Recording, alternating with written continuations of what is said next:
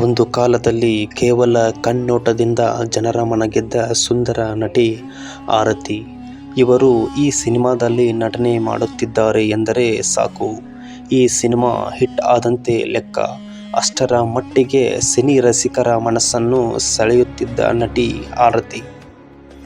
ಸ್ನೇಹಿತರೆ, ಆರತಿಯವರ ಜೀವನದ ಬಗ್ಗೆ ತಿಳಿಯುವ ಮುನ್ನ ಚಾನಲ್ನ ಸಬ್ಸ್ಕ್ರೈಬ್ ಮಾಡಿಕೊಳ್ಳಿ, ಬೆಲ್ ಐಕನ್ನ ಒತ್ತಿ. ನಟಿ ಆರತಿಯವರು ಸಿನಿಮಾ ರಂಗದಿಂದ ದೂರ ಹೋಗಿ ಬಹಳ ದಿನವೇ ಆಯಿತು. ಈಗ ಆ ನಟಿಯವರು ಎಲ್ಲಿದ್ದಾರೆ? ಅಂದು ಸಿನಿಮಾ ರಂಗದಿಂದ ದೂರ ಉಳಿಯಲು ಕಾರಣವೇನು? ಸಹಜ ಸುಂದರಿ ನಟಿಯಾದ ಆರತಿಯವರು ಬರೋಬ್ಬರಿ 125 ಸಿನಿಮಾಗಳಲ್ಲಿ ನಟನೆ ಮಾಡಿದ್ದಾರೆ. ಅಂದಿನ ಕಾಲದ ಬಹುದೊಡ್ಡ ನಿರ್ದೇಶಕರಾದ ಪುಟ್ಟಣ್ಣ ಕಣಗಾಲ್ ಅವರ ನಿರ್ದೇಶನದಲ್ಲಿ ಆರತಿಯವರು ಸಾಕಷ್ಟು ಸಿನಿಮಾಗಳನ್ನು ಮಾಡಿದ್ದರು. ಕೇವಲ ನಟನೆ ಅಷ್ಟೇ ಅಲ್ಲದೆ ಹಲವಾರು ಧಾರಾವಾಹಿನಿಯಲ್ಲಿ ನಿರ್ದೇಶನ ಮಾಡಿ ಮೆಚ್ಚುಗೆಯನ್ನು ಪಡೆದಿದ್ದರು. ವಿಧಾನ ಪರಿಷತ್ತಿನಲ್ಲಿ ಸ್ಥಾನ ಪಡೆದು ಆರತಿಯವರು ರಾಜಕೀಯ ರಂಗಕ್ಕೂ ಕೂಡ ಕಾಲಿಟ್ಟಿದ್ದರು.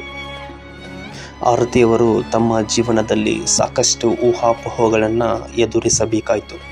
ನಿರ್ದೇಶಕ ಪುಟ್ಟಣ್ಣ ಕಣಗಾಲ್ ಅವರನ್ನು ಮದುವೆಯಾಗಿ ಕಾರಣಾಂತರಗಳಿಂದ ಇಬ್ಬರು ಬೇರೆ ಬೇರೆಯಾದರು.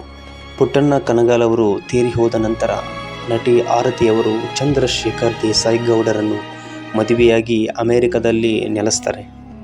ಒಂದು ದಿನ ಪುಟ್ಟಣ್ಣ ಕಣಗಾಲ್ ಹಾಗೂ ನಟಿ ಕಲ್ಪನಾರ ನಡುವೆ ವೈಮನಸ್ಸು ಏರ್ಪಟ್ಟಿತು. ಪುಟ್ಟಣ್ಣ ಕಣಗಾಲ್ ಅವರು ಚಾಲೆಂಜ್ ಮಾಡಿದರಂತೆ, ಕಲ್ಪನಾರ ಮುಂದೆ ಬೇರೆ ನಟಿಯನ್ನು ತಂದು ಸ್ಟಾರ್ ಮಾಡುತ್ತೇನೆ ಎಂದು.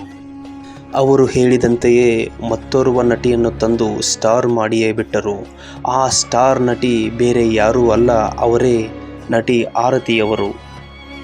ಈ ಶತಮಾನದ ಮಾದರಿ ಹೆಣ್ಣು ಅನ್ನುವ ಹಾಡನ್ನು ನೀವು ಕೇಳಿಯೇ ಇರ್ತೀರಿ.